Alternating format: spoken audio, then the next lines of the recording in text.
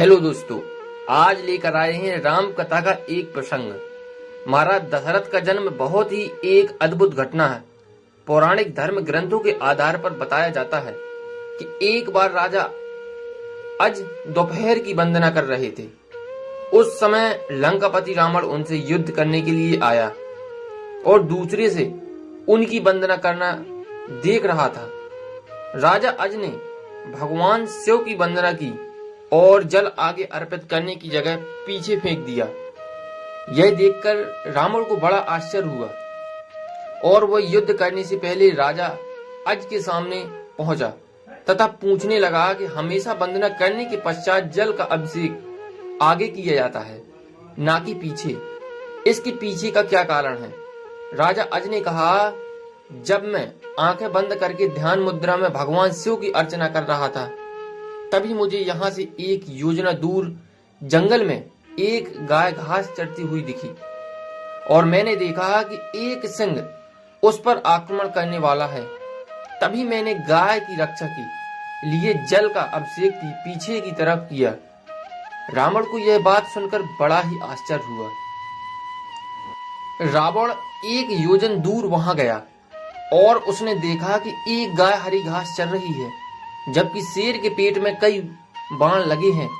अब रावण को विश्वास हो गया कि जिस महापुरुष के जल से ही बाण बन जाते हैं और बिना किसी लक्ष्य साधन के लक्ष्य वेधन हो जाता है, ऐसे वीर पुरुष को जीतना बड़ा ही असंभव है और वह उनसे बिना युद्ध किए ही लंका लौट जाता है। एक बार राजा अज जंगल में भ्रमण करने के लिए गए थे तो उन्हें एक बहुत ही सुंदर सरोवर दिखाई दिया। उस सरोवर में एक कमल का फूल था जो अति सुंदर प्रतीत हो रहा था।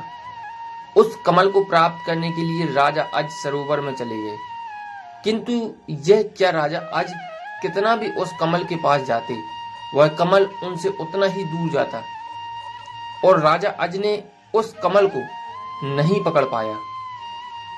अंततः आकाशवाणी हुई कि हे राजन, आप निसंतान हैं, आप इस कमल के योग्य नहीं हैं।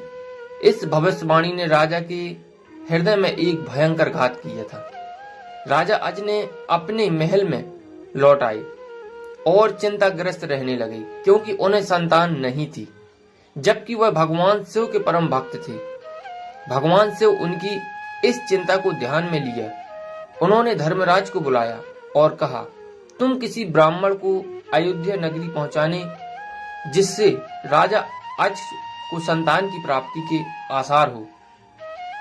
तब दूर पार से एक गरीब ब्राह्मण और ब्राह्मणी सरयू नदी के किनारे कुटिया बनाकर रहने लगे। एक दिन वे ब्राह्मण राजा अज के दरबार में गए और उनसे अपनी दुर्दशा का जिक्र कर भिक्षा मांगने लगे। राजा अज ने अपने खजाने में से उन्हें सोने की असरफियां देनी चाहिए, लेकिन ब्राह्मण नहीं कहते हुए मना कर दिया कि यह प्रजा का है, आप अपने पास जो है उसे दीजिए।